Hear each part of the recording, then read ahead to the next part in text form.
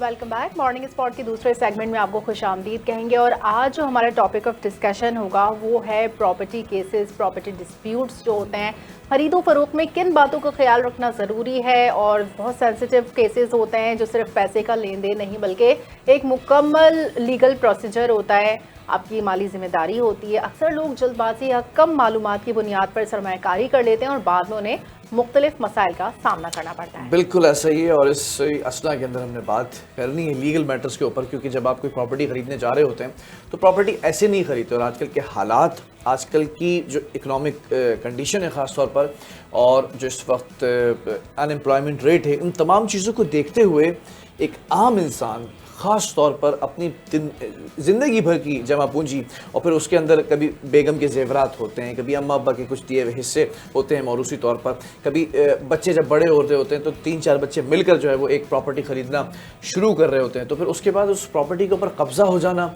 और फिर उस प्रॉपर्टी के ऊपर इलीगली जो है वो उसको डिटेन कर लेना, फिर कुछ कब्ज़ा माफिया ग्रुप्स बड़े एक्टिव होते हैं। इन तमाम चीज़ों को सोचना है कि अगर आप अपनी पूरी इन्वेस्टमेंट लगा रहे हैं कुछ प्रॉपर्टी ख़रीदने के लिए, तो आपको स्पेशली किन चीज़ों का ख्याल रखना है। और ये टॉपिक सिर्फ हमारे लिए डिस्कशन का ऐसा नहीं है, बल्कि ये आपके लिए आज खुद से रिलेट करें जो इस वक्त टीवी के सामने बैठे हुए हैं कि उन्हें किन चीज़ों का ख्याल रखना चाहिए। बहुत सारे लोग कहते हैं कि अपनी छत होनी चाहिए, चाहे झोपड़ी क्यों ना हो, तो वो छत पर भी अगर कब्जा हो जाए तो फिर क्या रह जाएगा आपके पास। इन तमाम चीज़ों पर बात करेंगे। तो हमने कहा कि आज स्पेशलिस्ट होने चाहिए भाई, एक्सपर्ट्स होने चाहिए, लीगल एक्सपर्ट्स होने चाहिए, लीगल एडवाइजर्स होने चाहिए। तो आज हमारे साथ स्पेशलिस्ट हैं, ख़ासतौर पर सिविल मैटर्स को देखते हैं और प्रॉपर्टी रजिस्ट्रेशन और डॉक्यूमेंट्स को ज़रा ज़्यादा जो है वो आगे रखते हैं। और इस वक्त जो है वो सिंध हाई कोर्ट के अंदर मामला को देख रहे होते हैं, केसेस को देख रहे होते हैं, सिविल मैटर्स को। एडवोकेट इलियास अमीन साहब, अस्सलाम वालेकुम, वेरी गुड मॉर्निंग। अस्सलाम वालेकुम। वालेकुम सलाम वरहमतुल्लाह। आप कहिए से ठीक हैं? अल्हम्दुलिल्लाह बखैर। इलियास भाई, ज़रा ये जानना चाहूँगा, बड़ा हसास टॉपिक है और आप कई अरसे दराज से जो है वो ये काम कर रहे हैं, लीगल मैटर्स देख रहे हैं। पहले तो हम आपसे ज़रा से इनिशियल कमेंट ले लेंगे, उसके बाद फिर हम पूछूंगे कौन कौन से केसेस ऐसे हैं मुनफरिद नौयत के जो आपके पास आते हैं। कहीं बहन भाई आपस में लड़ जाते हैं, कभी बाप की जायदाद के ऊपर झगड़ा हो रहा होता है, कभी जो है वो कब्ज़ा माफिया जो है वो आपके सामने होता होगा अगेंस्ट, और उससे कब्ज़ा छुड़ाने के लिए आप तकदो कर रहे होते होंगे। सबसे इनिशियल जो कॉमेंट है वो ये है कि अगर मुझे बज़ाते खुद कोई प्रॉपर्टी ख़रीदनी है तो मैं किन चीज़ों का ख्याल रखूँ? पहले तो आपका बहुत बहुत शुक्रिया, आपकी मेहरबानी कि आप जैसे लोगों ने, जो माशरे की एक आवाज़ है, उन्होंने एक बड़ा सेंसिटिव इशू को लेकर जो है वो अपना आज प्रोग्राम किया। यकीनन ये बहुत है कि इम्पोर्टेंट टॉपिक है। और जो मिडिल क्लास लोग होते हैं वो अपनी सारी जिंदगी की जमा पूंजी खरीद कर जो है वो एक प्रॉपर्टी खरीदते हैं, लेकिन पता चलता है कि वो किसी न किसी लीगल मैटर्स में फंस गए। तो यकीनन एक बहुत नाजुक इशू है और बहुत इंपॉर्टेंट इशू है जिसको आपने हाईलाइट किया, इसका मैं आपका बहुत बहुत शुक्रिया अदा करता हूँ। अच्छा, अब मसला ये है कि जब हम प्रॉपर्टी लेने जाते हैं तो हमें मुख्तलिफ किस्म की एरियाज हैं। अच्छा, हमारे कराची में मसला ये है कि कुछ प्रॉपर्टीज जो है कराची डेवलपमेंट अथॉरिटी के तहत आती हैं, कुछ केएमसी कराची मेट्रो कॉरपोरेशन के तहत आती हैं, कुछ कच्ची आबादी के तहत आती हैं, कुछ डीसी लीज के तहत आती है, कुछ कंटोनमेंट के तहत आती है, और कुछ प्रॉपर्टीज जो है वो चाइना कटिंग में जो है वो कैलकुलेट होती है। तो हमारे शहर में जो प्रॉपर्टीज के जो डिपार्टमेंट्स हैं, कुछ एलडी है, लियारी डेवलपमेंट अथॉरिटी है, कोई एमडी है। तो हमारे जो शहर में जो प्रॉपर्टीज की जो अथॉरिटीज हैं वो कई अथॉरिटीज हैं, तो जिसमें प्रॉपर्टी लेते वक्त जो है ना हमें हर चीज को मद्देनजर रखना पड़ता है कि जो प्रॉपर्टी और वो जो एरिया है वो किस डिपार्टमेंट जो है वो उसको परसू करता है। ठीक है। बहरहाल इस वक्त बहुत इम्पॉर्टेंट ये इशू है, क्योंकि आपने बड़े अच्छे से इनिशियल कमेंट डिस्क्राइब किया। मैं ज़रा जानना चाहूँगा, सिविल मैटर्स ख़ासतौर पर प्रॉपर्टी के जो केसेस होते हैं, क्या ये दुरुस्त है कि बहुत जल्दी हल नहीं होते? कहीं डिस्प्यूट आपके पास आता है, कोई केस आपके पास आता है तो सालों साल चल रहा होता है, वजह क्या होती है? अच्छा, देखिए मसला ये है कि अगर ये कहा जाए कि हमारा जो जुडिशरी सिस्टम है इसमें बहुत सारे जो है खामियां हैं, बहुत सारी कमियां हैं, बहुत सारी कोताहियां हैं, तो गलत ना होगा। अच्छा, अब मसला ये है कि जब हमारे पास जो सिविल मैटर्स आते हैं वो अब जुडिशरी का ये फोकस ये है कि जल्द से जल्द जो है वो साइल को उसका जो है हल मिल जाए, साइल को इंसाफ मिल जाए और केसेस जल्द से जल्द हल हो।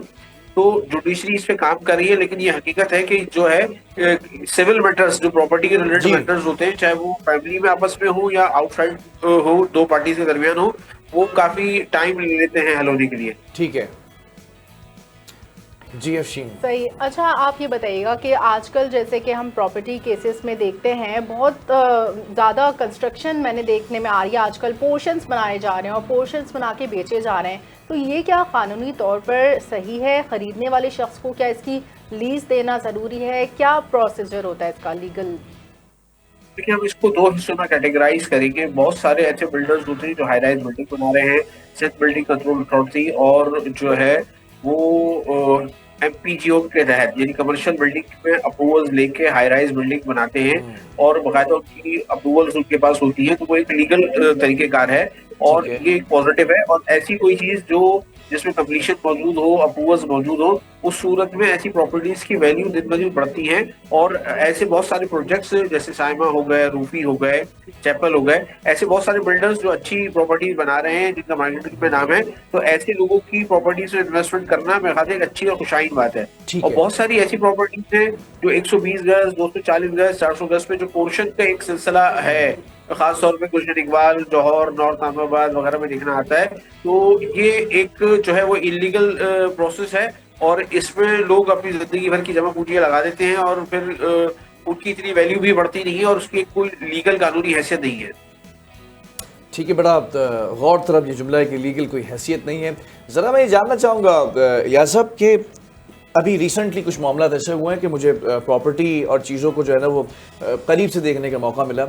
अब हम किसी चीज़ को ख़रीदने जा रहे हैं तो हम अगर सब्ज़ी भी ख़रीदने जा रहे होते तो हम उठाकर चारों तरफ से देखते हैं कहीं से गली सड़ी तो नहीं है, कहीं ये इसकी कीमत ज़्यादा तो नहीं है, या फिर अगर कीमत बहुत ज़्यादा है तो वो कहीं ऐसा तो नहीं कि मुनाफाखोरी की तरफ जा रही है बात। जब हम फ्लैट ख़रीदने जा रहे होते हैं तो हमें एक खाली फ्लैट दिखाया जाता है, हम उसका विज़िट करते हैं और हमें अगर वो चीज़ पसंद आ जाती है तो फिर हम बार्गेनिंग की तरफ जाते हैं। हम चाहते हैं कि कुछ पैसे कम हो जाए, नेगोशिएशन होती है उसके ऊपर, एक मामला सेटल डाउन हो जाता है, फिर एक स्टाम्प पेपर के ऊपर पूरी एक वे आउट बनाया जाता है कि किस तरह पेमेंट होगी। ये तमाम चीज़ें होने का तरीक़ेकार ज़रा समझाइएगा कि लीगली तौर पर पेमेंट कितने दफ़ा और कितने टुकड़ों पर होनी चाहिए। और फिर एक जुज़वी सवाल मैं ये पूछना चाहूँगा आपसे कि सब कुछ होने के बाद हम ये कैसे वेरीफाई करेंगे कि ये प्रॉपर्टी जो मालिक सामने खड़ा हुआ है ये इसी की है और किसी को नहीं बेची है इसने अभी तक, या प्रोसेस में भी नहीं है? ऐसा भी होता है समटाइम्स कि एक ग्राहक होता है, एक जो है वो बायर होता है, साथ साथ दूसरा बायर भी चल रहा होता है, दोनों लोगों को एक साथ बेच दी जाती है। ये ज़रा स्कैम बताइएगा।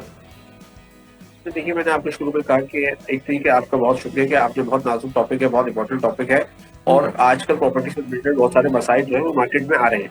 अच्छा, जब हम कोई चीज, कोई भी आदमी जो शायद जिंदगी में एक दफा या दो दफा या तीन दफा प्रॉपर्टी खरीदता है, तो मेरा उसका मशवरा ये है कि माजरत के साथ आजकल बहुत सारे जिसको कोई काम नहीं है वो एक तो प्रॉपर्टी कंसल्टेंट बना हुआ है। बहुत सारे प्रोफेशनल लोग हैं, मार्केट में उनकी अच्छी रेपुटेशन है, सालों से काम कर रहे हैं, तो अगर उनके साथ उनसे कोई प्रॉपर्टी ली जाए तो यकीनन बहुत अच्छी बात है, वो आपको एक अच्छा सौदा दिलाएंगे, मार्केट के पैसों के मुताबिक सौदा दिलाएंगे। लेकिन बहैसियत वकील मैंने ये देखा कि लोग प्रॉपर्टी करोड़ों की, लाखों की खरीद रहे हैं। कराची में तब तो प्रॉपर्टी करोड़ों में चली गई है, चाहे वो छोटे से छोटा फ्लैट हो, वो 1 करोड़ 1.5 करोड़ की मालियत रखता है जो किसी अच्छे और पोश इलाके में मौजूद हो। अच्छा, मैंने ये देखा कि जो मेरे तजुर्बात में दिन में 2-4 दफा, महीने में 10-12 दफा या सालों में कई दफा हमारे को ये देखने को मिलता है कि प्रॉपर्टी से रिलेटेड मसाइल जो है वो परचेजर को होते हैं। हुआ ये है कि जी आप जब प्रॉपर्टी लेने जा रहे हैं तो सबसे पहले तो मैं ये कहता हूँ किसी जो भी मेरा जानने वाला है कि यार खुदारा आप कोई लीगल कंसल्टेंट या लीगल एडवाइजर अपॉइंट कर लीजिए, थोड़े से आपसे वो सर्विस चार्जेस लेगा। उससे ये होगा कि वो आपके जो प्रॉपर्टी डॉक्यूमेंट्स हैं उनकी वेरिफिकेशन हो जाएगी और आपकी जो आप प्रॉपर्टी ले रहे हैं वो चेक एंड बैलेंस हो जाएगा डॉक्यूमेंट्स का, एरिया का, चीजों का। और उसके साथ साथ जब तक वो आपकी ट्रांजेक्शन नहीं होती वो आपके साथ रहेगा। इस तरह आप थोड़े से सेफ एंड सिक्योर रहते हैं। अच्छा, क्योंकि सिविक सेंस नहीं है लोगों को, इसकी थोड़ी सी नॉलेज नहीं है, तो इसकी वजह से क्या होता है कि वो फिर आगे जाके मुश्किलात का सामना करना पड़ता है। सही। अच्छा, आजकल हर कोई ये कहता है, जिस तरह से बिजनेस आइडियाज के लिए पूछो तो प्रॉपर्टी में इन्वेस्ट कर लो, तो प्रॉपर्टी के कारोबार में कामयाब सरमायाकारी कैसे मुमकिन है? देखिए, नो डाउट प्रॉपर्टी का काम बहुत अच्छा काम है। एक तो गवर्नमेंट सेक्टर में थोड़ा सा गवर्नमेंट पॉलिसीज जो है वो बहुत असरअंदाज हो रही है। टैक्सेस की सूरत में टैक्सेस रेट बहुत ज्यादा हाई है और बहुत ज्यादा चेक एंड बैलेंस सिस्टम है, एफबीआर के इश्यूज हैं। इसकी वजह से जो प्रॉपर्टी की ट्रांजैक्शंस हैं या प्रॉपर्टी में इन्वेस्टमेंट है वो लोगों की कम हो गई है। दूसरा, जैसे आज का आपका टॉपिक है कि यार चीटिंग और फ्रॉड हो जाती है, कोई प्रॉपर्टी खरीदते हैं उसमें दो लोगों को बेच दिया जाता है, या जो प्रॉपर्टी हम खरीदना चाहते हैं जब हम कंस्ट्रक्शन करने जा रहे हैं तो पता चला कि कोई ग्रुप या कोई कब्जा माफिया आके उसमें बैठ गया, फिर उससे निगोशिएबल होकर हम अपना कब्जा छुड़ाते हैं। तो यकीनन ऐसे बहुत सारे मसाइल हैं जिससे लोगों को यकीनन तकलीफ और परेशानी है। लेकिन प्रॉपर्टी एक ऐसी इन्वेस्टमेंट है, चाहे वो आप बिजनेस पॉइंट ऑफ व्यू से उसको लेके चले या आप अपनी कोई प्रॉपर्टी खरीदने चले, तो मैं समझता हूँ कि गवर्नमेंट की पॉलिसीज अगर थोड़ी सी रिलीव हो जाए, गवर्नमेंट की पॉलिसी अगर अच्छी हो जाए, तो प्रॉपर्टी बिजनेस जो है या प्रॉपर्टी सेक्टर जो है बहुत ग्रूम कर सकता है और बहुत सारे हजारों लाखों लोगों को इससे रोजगार मिल सकता है। अच्छा, एडवोकेट इलियास साहब, ज़रा एक इम्पॉर्टेंट क्वेश्चन है। अब आपको लोग देख रहे हैं, सुन रहे हैं, कराची से ही जो है वो एक कमेंट आ गया, एक सवाल आया है। ज़रा मैं हम चाहेंगे कि जो आसिया ने सवाल किया वो आपके सामने रख दें। पहले आप बता चुके हैं, लेकिन ज़रा इसको डिटेल मैं चाहूँगा अब आप इसको ज़रा डिस्कस करें। पोर्शन खरीदना आपने कहा कि इलीगल है, उसकी कोई लीगल हैसियत नहीं होती है, मालिक वही होता है जिसके अंडर ज़मीन होती है, जिसके पास ज़मीन के कागजात होते हैं, उसने उसके ऊपर बिल्डिंग बनाई, बिल्डिंग भी क्या 3 जो है वो फ्लोर बनाए और 1 फ्लोर किसी को बेच दिया। अब सवाल ये पैदा होता है कि क्या मैं उस जगह को सब लीज करवा सकता हूँ, मैंने अगर वो चीज़ खरीदी हो पोर्शन, और कितना खर्चा आ जाता है और लीगली इसकी क्या हैसियत है। ज़रा इस पर कॉमेंट कीजिएगा, क्योंकि कराची के अंदर एक गैर मोहतात अंदाजे के मुताबिक ज़राए कुछ ऐसा बताते हैं कि बहुत सारे लोग ऐसे हैं जो पोर्शंस में रह रहे हैं और ख़रीदे हुए हैं एग्रीमेंट के ऊपर। तो देखिए, मसला ये है कि इसको हम 2 हिस्सों में कैटेगराइज करेंगे। एक तो कि यकीनन ऐसे रिहायशी प्लॉट जो 120 गज, 240 गज या 400 गज के प्लॉट्स हैं, उसमें 3-4 यूनिट बना के इंडिविजुअल तौर पर तब्दील कर दी जाती है। यकीनन वो गैर कानूनी और उनकी कोई कानूनी हैसियत नहीं है। ठीक है। अच्छा, आप जैसे बाशऊर लोग अपने प्रोग्राम्स के जरिए या हम जैसे छोटे से जो प्रोफेशन से ताल्लुक रखने वकील वाले हजरात हैं, वो अपने क्लाइंट्स को, लोगों को ये वक्त के वक्त बावर कराते रहते हैं कि खुदारा जो ऐसे प्रोजेक्ट्स हैं जो SBCA से अप्रूव जो है वो कमर्शियल बिल्डिंग्स हैं, उन पर इन्वेस्टमेंट कीजिए और उसमें अपनी जो है वो जिंदगी की जमा पूंजी लगाइए। इस तरह ना सिर्फ आप सेफ एंड सिक्योर है बल्कि उसकी वैल्यू भी बढ़ती है। अब ऐसे पोर्शंस, मैंने कहा हम इस टॉपिक को 2 हिस्सों में कैटेगराइज करें। वो पोर्शन जो 10 साल 15 साल पहले जो है वो सबलीज हो चुके, लेकिन उन पे आजकल ट्रांजैक्शंस पे बैंड लगा हुआ है, इश्यूज हैं और कुछ रजिस्ट्रार मन चाहे पैसे लेके उनकी ट्रांजैक्शंस कर देते हैं। ये भी एक इशू है जिसकी वजह से लोगों को कंपनी को मुश्किलात का सामना करना पड़ता है। और दूसरी बात ये कि वो जो आजकल पोर्शंस बन रहे हैं उनकी वो सबलीज हो जाती है। मैं कानूनी तौर पे तो जो बात हक और सच ही है कि ऐसे पोर्शंस की कोई कानूनी और लीगल हैसियत नहीं है, यकीनन वो अपनी इन्वेस्टमेंट को जो है वो खड्डे में डाल रहे हैं। इलियास भाई, मैं एक सवाल यहाँ पर और करना चाहूँगा, बड़ा इंपॉर्टेंट आपने सवाल उठाया। एक नाम आपने लिया, एक टर्म यूज़ की, रजिस्ट्रार। ये बड़ी खूबसूरत मखलूक़ात हैं इस दुनिया के अंदर जो इस मनसब पर फाइज है, रजिस्ट्रार हो या फिर सब रजिस्ट्रार हो। मुझे ज़रा ये बताइएगा कि लीज़ करवाने के लिए ख़र्चा कितना होता है लीगली तौर पर या हुकूमती सतह पर, और फिर उसके बाद मैं अगला सवाल आपके इस जवाब के बाद जो है वो करूँगा। जैसे देखिए, बात ये है कि बहुत अच्छे लोग हैं, बहुत मोतबर रजिस्ट्रार और सब रजिस्ट्रार ऐसे हैं जो वो बायलॉज को फॉलो करते हैं, चीज़ों को फॉलो करते हैं और वो बहुत ईमानदारी से अपना काम सर अंजाम दे रहे हैं। और लेकिन वो अलग बात है कि वो गिनती के चंद रजिस्ट्रार हैं जो मार्केट में अपने ऑफिस में बैठ के जो है वो ईमानदारी से अपने फराइज अंजाम दे रहे हैं। लेकिन बहुत सारे ऐसे रजिस्ट्रार हैं जो क्या करते हैं कि नहीं, वो पैसे ले लेते हैं, अच्छे खासे मुंह मांगे पैसे लेते हैं और वो पोर्शंस की सबलीज कर रहे हैं या सेल डीड कर रहे हैं, ट्रांजेक्शंस कर रहे हैं और काफी जो है इसकी वजह से लोगों को जो है ना वो परेशानी का सामना है। ठीक है, तो एक शख्स लीज़ कराने जाता है, उसके पास कौन कौन सी चीज़ें, कौन कौन से डॉक्यूमेंट्स होने चाहिए? ये जब लीज़ करवाने के लिए वो जाते हैं तो वो एक पर्चे के ऊपर 3 चीज़ों का लिख कर दे देते हैं कि आपने म्यूटेशन भी करानी है, आपने फ़लाँ चीज़ भी करानी है, एक चीज़ और लिख कर देते हैं। फिर आपको जाना है बोर्ड ऑफ रेवेन्यू डिपार्टमेंट जो कि हैदराबाद के अंदर, फिर वहाँ से ट्रैवल करके ये आना है। ज़रा प्रोसेस समझाइए कि आम आदमी को क्या क्या चीज़ें दरकार होती हैं उस वक्त। देखिए, अच्छा अब ये है कि देखिए 2 चीजों को हम इसको कैटेगराइज करते हैं। एक है प्लॉट की या मकान की खरीदारी, दूसरा किसी कमर्शियल शॉप, फ्लैट या किसी पोर्शन की खरीदारी। जब हम कोई मकान या कोई प्लॉट खरीदेंगे तो हमें ये देखना होगा कि उसकी अथॉरिटी कौन है। अगर हम फॉर एग्जांपल केडी को एग्जांपल बना लेते हैं तो हम क्या करते हैं कि अगर हमारा कोई क्लाइंट कहता है कि हमने फलां केडी का कोई नौरनामा हम कोई प्लॉट खरीद रहे हैं, तो हम क्या करते हैं, अगर वो लीज हो चुका तो सबसे पहले तो हम उसका सर्च निकलवाते हैं।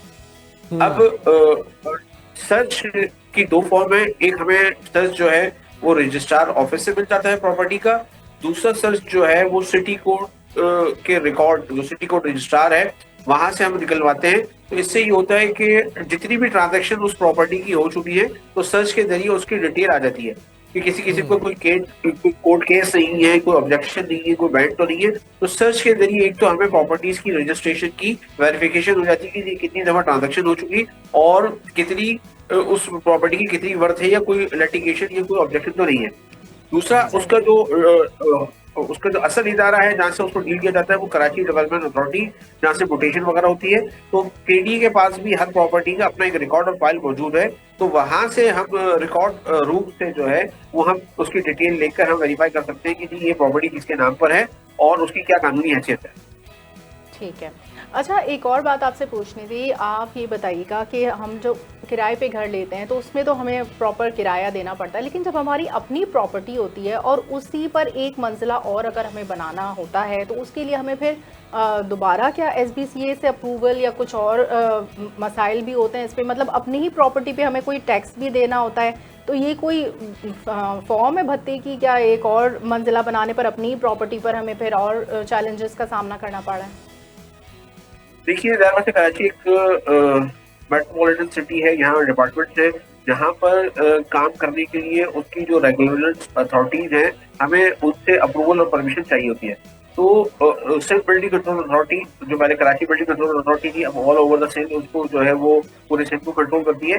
तो जब आप कंस्ट्रक्शन कर रहे होते हैं फाउंडेशन से लेकर रूफ तक, आप जो है जो भी आपकी कंस्ट्रक्शन है, जो भी आपका अप्रूवल है, ग्राउंड +1 है, ग्राउंड है या ग्राउंड +2 है, उसके लिए आपको सिर्फ बिल्डिंग कंट्रोल अथॉरिटी से जो है वो अप्रूवल लेके फिर उसी बायलॉज के तहत जो है जो आपकी कैटेगरी है, आपकी 1000 गज की कैटेगरी है, 500 गज की कैटेगरी है, 400 गज की कैटेगरी है, जिस कैटेगरी पे आप कंस्ट्रक्शन करने जा रहे हैं तो उसकी बायलॉज को अप्रूव प्लान के तहत जो है फिर आप उसको कंस्ट्रक्शन करते हैं और फिर उसकी सर्वे होने के बाद फिर आपको उसका जो है कंप्लीशन सर्टिफिकेट प्रोवाइड कर दिया जाता है।